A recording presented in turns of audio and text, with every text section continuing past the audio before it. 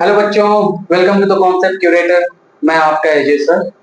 और क्लास 9 में हमने first chapter matter in surrounding के 2 लेक्चर कंप्लीट कर चुके हैं। लास्ट टाइम जो हमने पढ़ा था वो सॉलिड, लिक्विड और गैसियस स्टेट के बेसिक कैरेक्टरिस्टिक्स के बारे में पढ़ा था। और आज हमारा थर्ड लेक्चर स्टार्ट होगा इंटर कन्वर्जन से। मतलब जब हमने 3 स्टेट पढ़ रखा है तो हम अब ये देखेंगे कि सॉलिड से गैस जाते गैसियस में जाएंगे तो उसे क्या बोलते हैं, गैसियस से सॉलिड में वापसी करेंगे तो क्या बोलते हैं, या फिर लिक्विड से गैस। इस तरह से हम इंटर कन्वर्जन पढ़ेंगे। ठीक है बच्चों, तो inter conversion of states of matter. जैसे अगर ऑप्शंस देख लेते हैं, पॉसिबिलिटीज देख लेते हैं कि कौन सी चीज है। देखो 3 स्टेट है, सब एक दूसरे में इंटर कन्वर्जन होते हैं और अलग अलग उनका नाम होता है, अलग अलग प्रोसेस का नाम दे देते हैं। जैसे अगर सॉलिड सॉलिड है तो सॉलिड किस में बदल सकता है, लिक्विड में और गैस में। तो सॉलिड किस में गया भाई, लिक्विड। सॉलिड किस में गया, लिक्विड। तो लिक्विड वापसी भी तो कर सकता है, तो लिक्विड किस में चेंज हुआ, सॉलिड में। लिक्विड किस में हुआ, सॉलिड में। फिर सॉलिड गैस में भी तो चेंज हो सकता है, तो सॉलिड किस में चेंज हुआ, गैस में। तो गैस वापस किस में चेंज होगा, सॉलिड में। ये हम पॉसिबिलिटीज देख रहे हैं, ठीक है। सॉरी, किसमें, सॉलिड में। ठीक है, फिर आता है लिक्विड का, देखें तो लिक्विड किसमें चेंज हो सकता है बच्चों, गैस। और गैस किसमें हो सकता है, लिक्विड। ये हमारे पास पॉसिबिलिटीज है, ठीक है। अब इनके अलग अलग नाम होंगे, अलग अलग प्रोसेस है तो नाम भी अलग अलग होंगे। जैसे सॉलिड का लिक्विड में चेंज हो जाना, बर्फ का पिघलना जानते हो, तुम कहोगे बिल्कुल मास्टर, उसको क्या बोलते हैं, मेल्टिंग। क्या बोलते हैं, मेल्टिंग। तो ये क्या है, इस प्रोसेस को बोलते हैं हम बच्चों मेल्टिंग। ठीक बात। अच्छा, पानी को फ्रीज में रखते हैं, वो क्या बन जाता है, बर्फ, एक सॉलिड फॉर्म में। तो उसको क्या बोलते हैं, फ्रीजिंग। तो ये क्या हो गया, फ्रीजिंग। ये क्या हो गया, फ्रीजिंग। अब सॉलिड से गैस में चेंज हो जाना, देखो जनरली जो तुम्हारे जहन में आएगा कि सॉलिड से क्या बनता होगा मास्टर, लिक्विड। लिक्विड से क्या बनता होगा, गैस। पर लिक्विड का इंटरमीडिएट स्टेट हटा दें और सॉलिड सीधा किसमें चला जाए, गैसियस फेज में। तो इस प्रोसेस को क्या बोलते हैं, सब्लिमेशन। क्या बोलते हैं, सब्लिमेशन। क्या बोलते हैं, सब्लिमेशन। क्या बोलते हैं बच्चों, सब्लिमेशन। ठीक है। अब देखो, अब सॉलिड से गैस और गैस से सीधा सॉलिड बन जाए, गैस से सीधा सॉलिड बन जाए, इस प्रोसेस को क्या बोलते हैं, बीच में लिक्विड, इंटरमीडिएट स्टेट लिक्विड ना आए तो ऐसे स्टेट को क्या बोलते हैं बच्चों, डिपोजिशन। क्या बोलते हैं, डिपोजिशन। क्या बोलते हैं बच्चों, डिपोजिशन। ठीक है। और लिक्विड से डायरेक्ट गैस बन जाए, लिक्विड से क्या बन जाए बच्चों, गैस, तो इसको क्या बोलते हैं, इवापोरेशन। क्या बोलते हैं इसको, इवापोरेशन। और गैस लिक्विड में चेंज हो जाए तो इसको क्या बोलते हैं, कंडेंस होना। क्या बोलते हैं, कंडेंस होना। तो क्या नाम आ गया, कंडेंसेशन।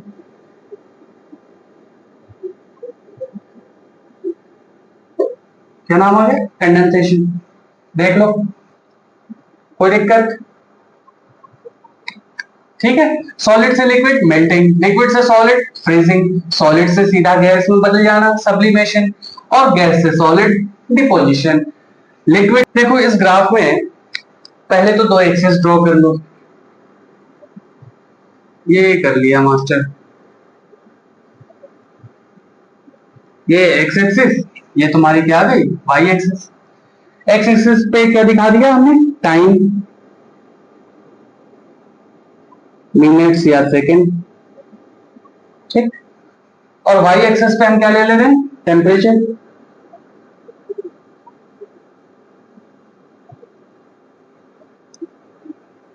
इन सेल्सियस। ठीक है। ये तुम्हारा टेम्परेचर 0 से स्टार्ट हुआ,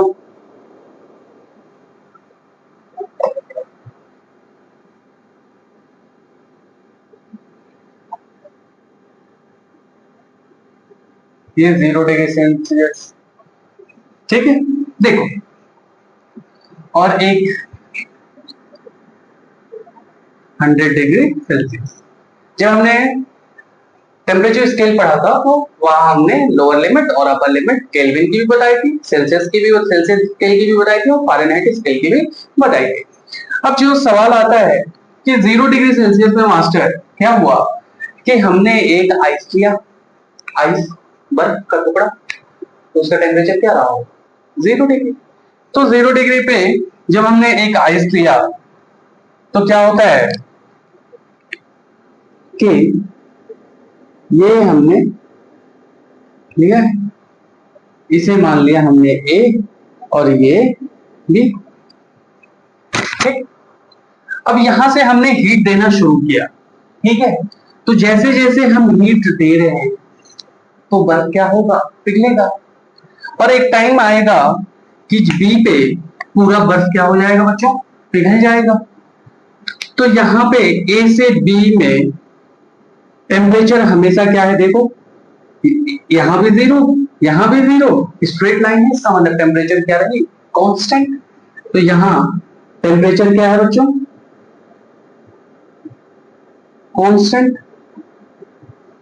एक बात तो ये समझ में आ गई। और जो हीट हम दे रहे हैं वो किस लिए यूज हो रहा है? बर्फ का पिघलने में, ठीक है। तो यहाँ पे जब ए पे हमने देखा होगा तो बर्फ था, यहां हमने देखा तो बर्फ और कुछ पानी था, और बी पे जब हमने देखा तो बर्फ क्या हो गई? पूरी पिघल चुकी थी, और बी पे हमें सिर्फ क्या मिला? पानी। इसका मतलब कि पहला तो टेम्परेचर कांस्टेंट है ए से बी में, और दूसरा जो हीट हमने सप्लाई किया है, heat supplied is used in changing the states of matter। ये बात हमें समझ में आती है। तो बी पे हमें क्या मिला? सिर्फ लिक्विड स्टेट, ठीक है। यहां पे आइस का मेल्टिंग कंप्लीट हुआ। तो अब ग्राफ कुछ ऐसे गया, कुछ ऐसे स्ट्रेट लाइन, ठीक है।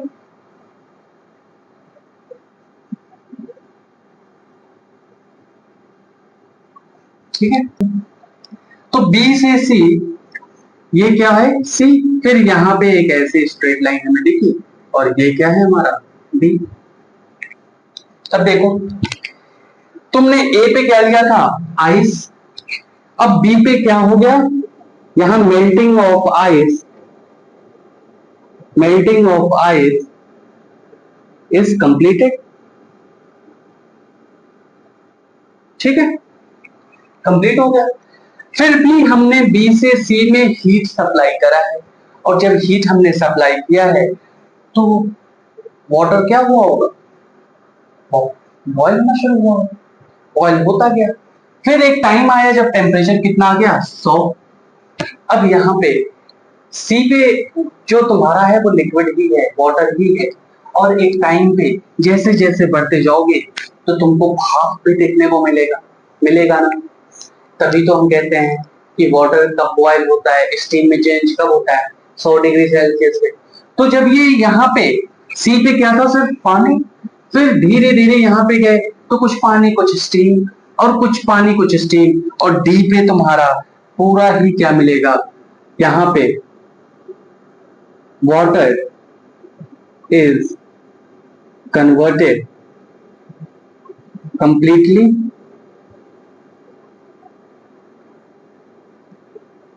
into steam, ठीक है। अब यहां से, अब स्टीम है, और फिर यहां से तुम फिर भी अगर टेम्परेचर देते गए तो यहां से फिर तुम्हारा स्टीम ही रहेगा। यहाँ डी के ऊपर तुमको क्या मिलेंगे? सिर्फ स्टीम। अब देखो, एक चीज देखने वाली बात है कि जब यहाँ ए आइस लिया था और बी वो किस में कन्वर्ट हो रहा था, वाटर में, तो एक चीज हमें समझ में आई कि सॉलिड जब लिक्विड में चेंज हो रहा है तो क्या चेंज हो रहा है बच्चों, उसका स्टेट चेंज हो रहा है। और स्टेट चेंज हो रहा था तो टेम्परेचर क्या था, कांस्टेंट। सी, यहाँ पे क्या है, ये पानी को हमने हीट प्रोवाइड करा है और यहाँ सी पे देखा तो पानी ही था। फिर वहां जब 100 डिग्री सेंटीग्रेड पहुंचा तो वहां तुम्हारा सी और डी ये स्टेट चेंज हो रहा था। क्या हो रहा था, पानी से किसमें, स्टीम में बदल रहा था। तो इस टाइम भी टेम्परेचर हमेशा क्या था, कांस्टेंट। और क्या, 100 डिग्री सेल्सियस। इसका मतलब जब भी स्टेट का कन्वर्जन होगा, स्टेट चेंज होगा, तो टेम्परेचर हमेशा क्या रहता है, कांस्टेंट। इसके साथ एक और चीज जोड़ लेना कि जब भी स्टेट चेंज होगा बच्चों, टेम्परेचर और प्रेशर हमेशा क्या रहेगा, कांस्टेंट। ठीक है, तो यहाँ पे हमको समझ आता है कि टेम्परेचर रिमेन्स कांस्टेंट।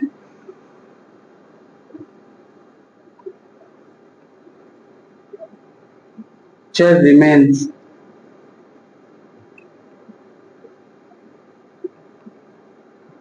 कांस्टेंट। ठीक है,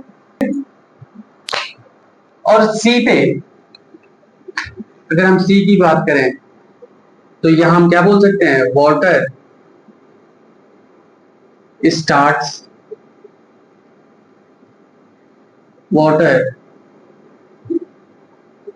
starts boiling.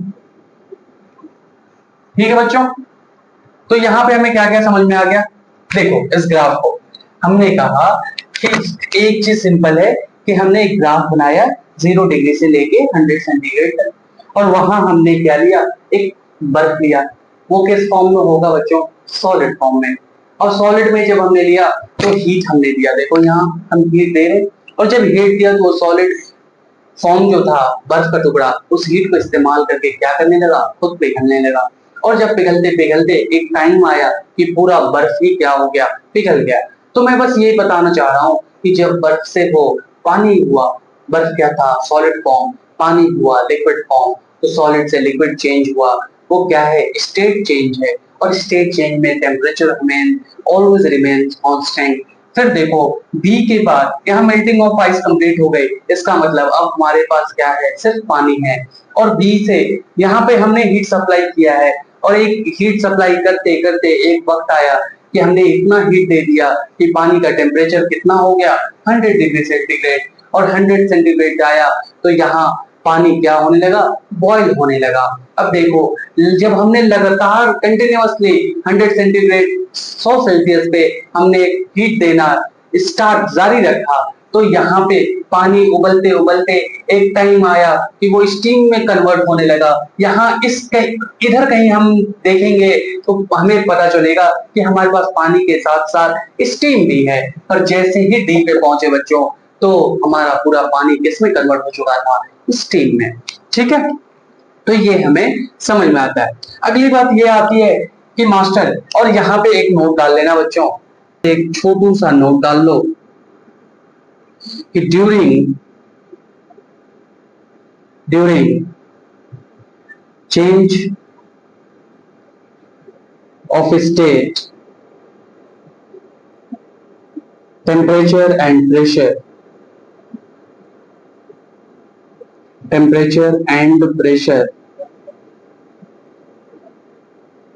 remains constant।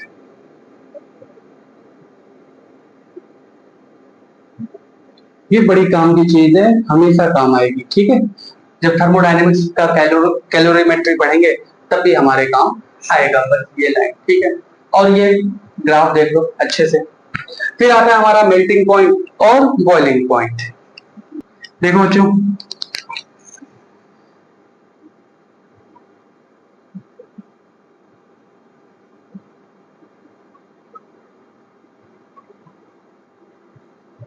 Melting point, देखो मेल्टिंग पॉइंट और बॉइलिंग पॉइंट तो एक टेम्परेचर है।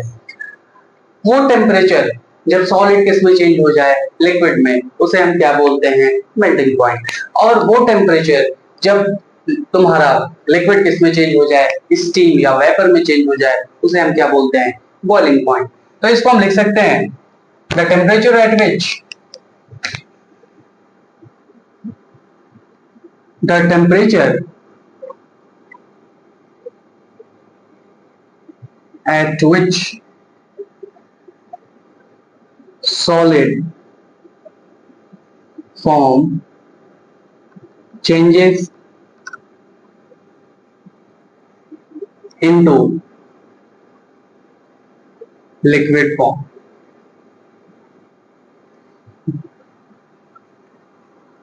is known as melting point, is known as melting point. Similarly, boiling point क्या होता है? वो टेम्परेचर जब लिक्विड फॉर्म से किसमें चेंज हो जाए, वेपर या फिर स्टीम में, उसको क्या बोलते हैं बच्चों? Boiling point.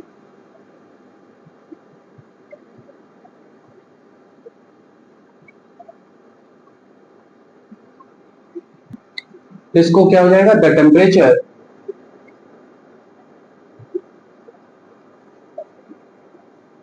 at which liquid form the temperature at which liquid form changes into steam or vapor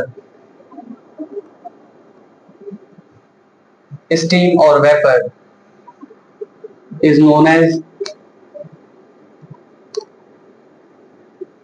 known as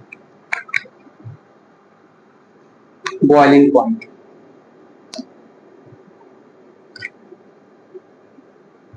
ठीक है, तो ये हमें समझ में आता है। दूसरी बात कि बच्चों अगर देखो सॉलिड से लिक्विड हुआ, जो टेम्परेचर पे जिस टेम्परेचर पे हुआ वो क्या था? Melting point. और लिक्विड से वेपर या गैसियस स्टेट में चेंज हुआ, जिस टेम्परेचर पे हुआ उसे हम क्या बोलते हैं? Boiling point. ठीक, फिर हम कह सकते हैं कि एक प्रोसेस क्या होता है कि अगर गैस से लिक्विड बन जाए, तो उसको हम क्या बोलते हैं बच्चों? उसको हम बोलते हैं कंडेंसेशन। तो ठीक वैसे कि जिस टेम्परेचर पे कंडेंसेशन होगा उसे हम क्या बोलते हैं? Condensation temperature. ठीक है, the process in which gaseous form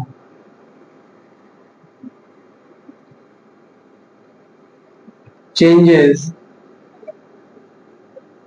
into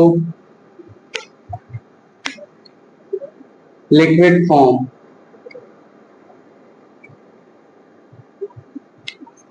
is known as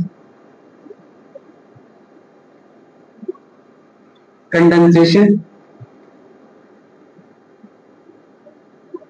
या फिर इसी को क्या बोल देते हैं बच्चों? लिक्विफिकेशन। क्या बोल देते हैं? लिक्विफिकेशन। ठीक है, दूसरी बात जिस टेम्परेचर पे होगा उसको क्या बोलते हैं? Condensation temperature. The temperature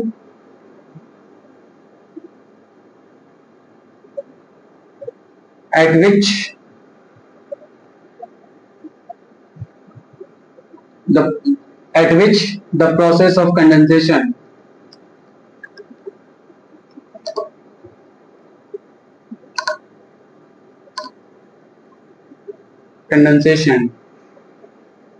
takes place is known as condensation temperature।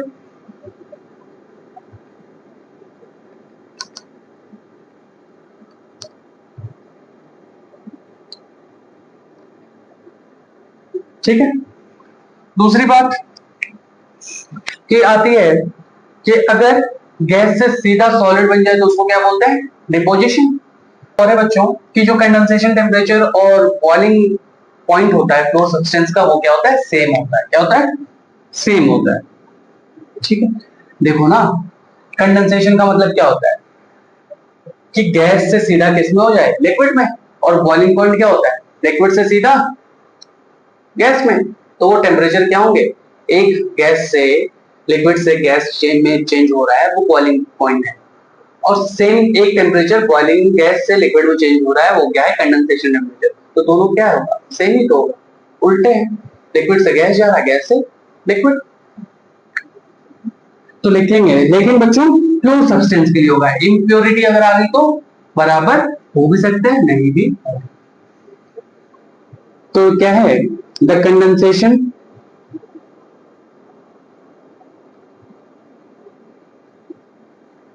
Temperature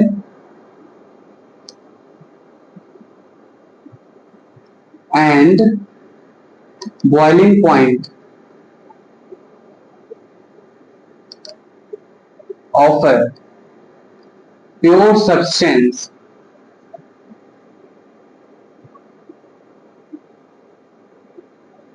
substance is same.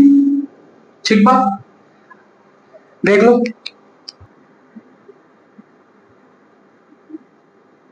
ये बस टर्मिनोलॉजी है, इसको याद करना है और कुछ नहीं, ठीक है। सब्लिमेशन क्या होता है, वो प्रोसेस जिसमें सॉलिड से फेज में चला जाए, गैसियस फेज में चला जाए, बिना किसी इंटरमीडिएट स्टेट के, मतलब बीच में क्या ना है, लिक्विड में ना है, ठीक है। उसी को हम क्या बोलते हैं बच्चों, सब्लिमेशन। तो लिखते हैं, the process in which solid form changes directly into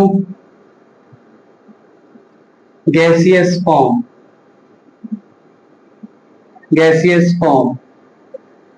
without any intermediate state।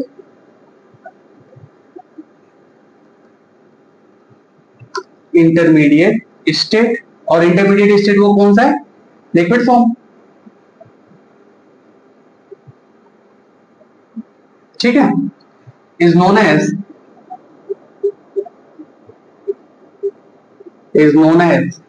Sublimation.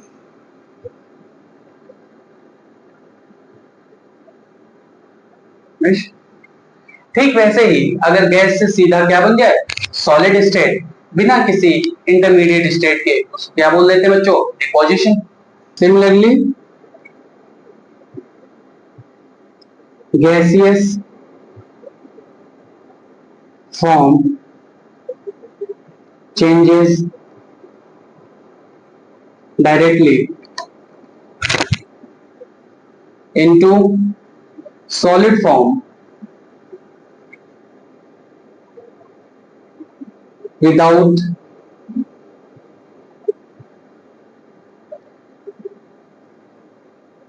any intermediate form is known as deposition। ठीक है, is known as deposition। Sublimation का एग्जांपल बच्चों देख लेंगे यहां पे, वो क्या है, कैम्फर या ड्राई आइस, कपूर। कैम्फर क्या होता है, कपूर, कैम्फर या फिर ड्राई आइस, और भी बहुत सारे, ठीक है। अब देखो, ड्राई आइस के केस में अगर हम बोले तो क्या होता है, बेसिकली वो सॉलिड कार्बन डाइऑक्साइड को हम क्या बोलते हैं, ड्राई आइस। और एक चीज वहां से हमें ये समझ में आती है बच्चों, कि अगर हम ड्राई आइस को बहुत ही हाईली कंप्रेस्ड फॉर्म में रखते हैं और वहां प्रेशर बहुत ज्यादा होता है, अगर हम गलती से भी प्रेशर को उसको एटीएम पे रखते हैं, वो ड्राई आइस तुरंत पिघल जाएगा, ठीक है। तो इस कंडीशन में हम कहते हैं कि प्रेशर का भी बहुत इंपॉर्टेंट रोल होता है, क्या डिटरमाइन करने के लिए, स्टेट ऑफ मैटर डिटरमाइन करने के लिए। तो एक हमारा यहाँ पे क्या आ जाएगा, नोट आ जाएगा बच्चों, क्या आ जाएगा, नोट। कि प्रेशर और टेम्परेचर दोनों ही मिलके रेगुलेट करते हैं क्या चीज, स्टेट की, मैटर किस स्टेट में रहेगा। तो लिखेंगे कि pressure and temperature both determines determine the state of matter. Matter का स्टेट डिटरमाइन करने के लिए प्रेशर और टेम्परेचर दोनों ही क्या होते हैं, इंपॉर्टेंट होते हैं बच्चों। तो इस तरह से हमारा ये एक लेक्चर और बच गया इस फर्स्ट चैप्टर में, और वो क्या है, इवोपोरेशन और फैक्टर्स अफेक्टिंग इवोपोरेशन। फिर हमारा पहला चैप्टर हो जाएगा कंप्लीट। तो अगर आपको कोई भी बच्चों डाउट है, अगर आपने लेक्चर्स देखे हैं और आपको कोई डाउट आ रहा है, तो आप कमेंट में अपने डाउट लिख दो, वो भी हम क्लियर कर देंगे। फिर मिलते हैं अगले लेक्चर में, तब तक अपना ख्याल रखना बच्चों।